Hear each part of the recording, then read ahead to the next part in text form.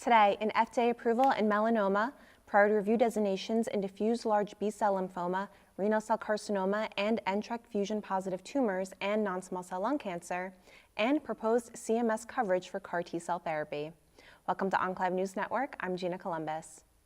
The FDA has approved pembrolizumab for the adjuvant treatment of patients with high-risk stage 3 melanoma with lymph node involvement following complete resection, making it the first anti-PD-1 therapy evaluated in the adjuvant setting across patients with stage 3A, stage 3B, and stage 3C melanoma. The decision is based on findings from the pivotal phase 3 EORTC 1325 KEYNOTE-054 trial, in which adjuvant pembrolizumab led to a 43% reduction in the risk of disease recurrence or death compared with placebo in this patient population. Results also show that the 18-month recurrence-free survival rate was 71.4% with pembrolizumab versus 53.2% with placebo. Moreover, an RFS benefit with the PD-1 inhibitor was observed across patients with either stage 3A, 3B, or 3C disease.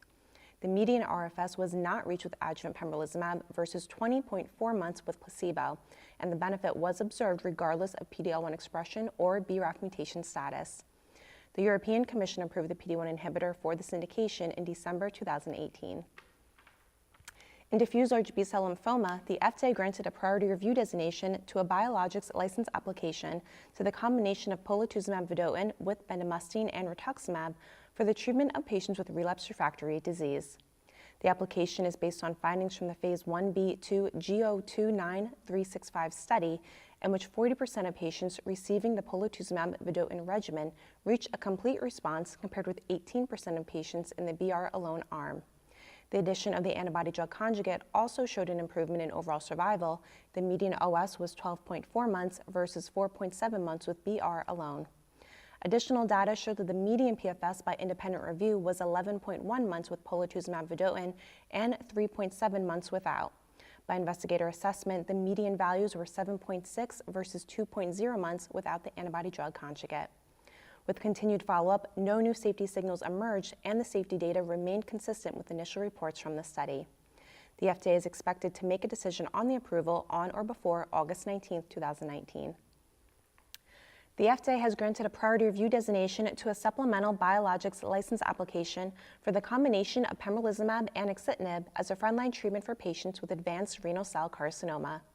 The sBLA is primarily based on data from the phase 3 KEYNOTE-426 study, which demonstrated that the frontline combination significantly improved progression-free and overall survival versus sunitinib in patients with advanced RCC. Results showed that pembrolizumab and axitinib led to a 47% reduction in the risk of death versus sunitinib.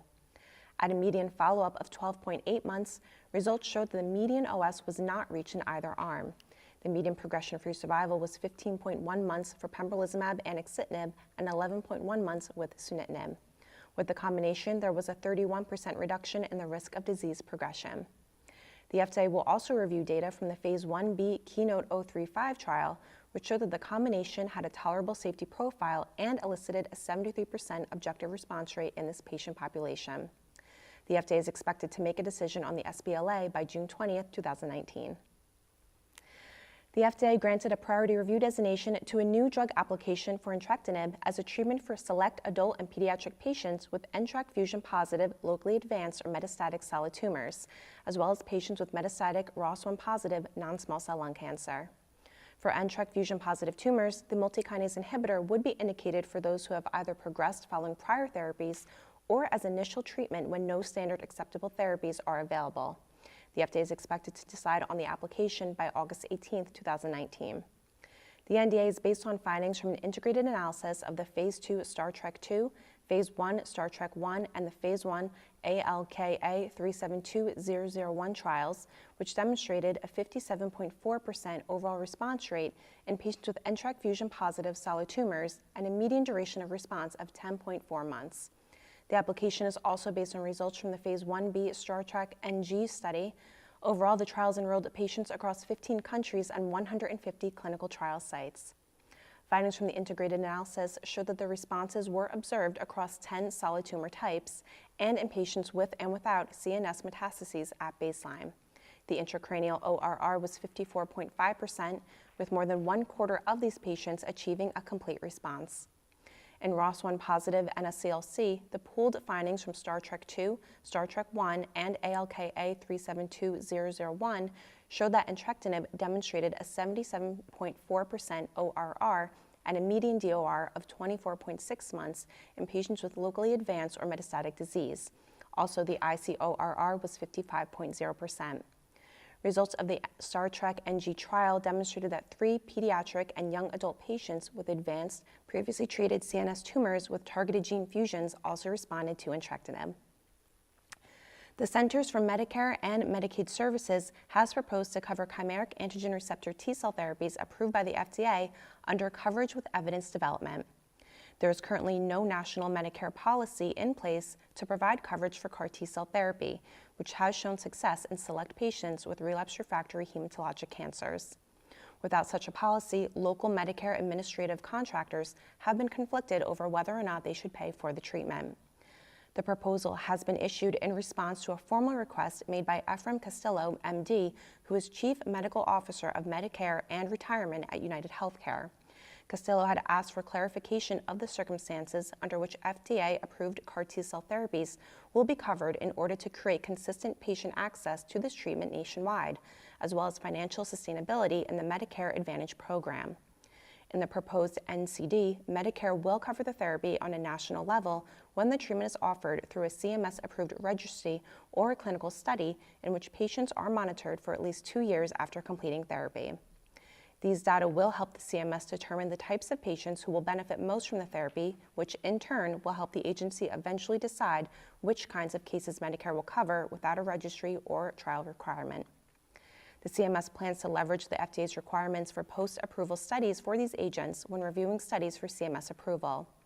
The CMS will issue a final decision on the proposal no later than 60 days after the conclusion of a 30-day public comment period, which was initiated on February 15, 2019. The expected date for national coverage analysis completion is May 17, 2019. This week, we sat down with Dr. Bijal Shah of Moffitt Cancer Center to discuss differences in trial design between BTK inhibitors for mantle cell lymphoma. Acalabrutinib was studied in a phase 2 non-randomized trial in mantle cell lymphoma, I should say in a non-randomized phase 2 trial of relapsed mantle cell lymphoma. It was studied as monotherapy. It appears to be quite effective. The long-term follow-up data are being presented at this meeting. What we're seeing is, very durable responses. The challenge in interpreting the data is understanding how these patients that we enrolled compared to those that were treated on the original frontline ibrutinib trial. Where are they in terms of their lines of therapy? Again, coming back to that question, we know from the original mantle cell trial, the median number of lines was 3. On the acalabrutinib, it was 2. Is that really what's driving the higher complete remission rate? Is that really what's driving the durability of response that we're seeing relative to what was seen on the mantle cell trial? Relative to what was seen on the ibrutinib trial? I'm not really sure. I don't think we're going to get a randomized trial comparing ibrutinib and acalabrutinib, and I'm not sure that's the best thing to do either. I couldn't count how many BTK presentations in terms of novel BTK inhibitors were being presented at this meeting, and if really the threshold is going to be a randomized trial against a pre-existing BTK, I think we're going to lose sight of what we're doing here. I think the real question then becomes, how do we differentiate the two agents, which I think is really what you're asking me, and I'm not sure yet. It's something that we're trying to get a feel for.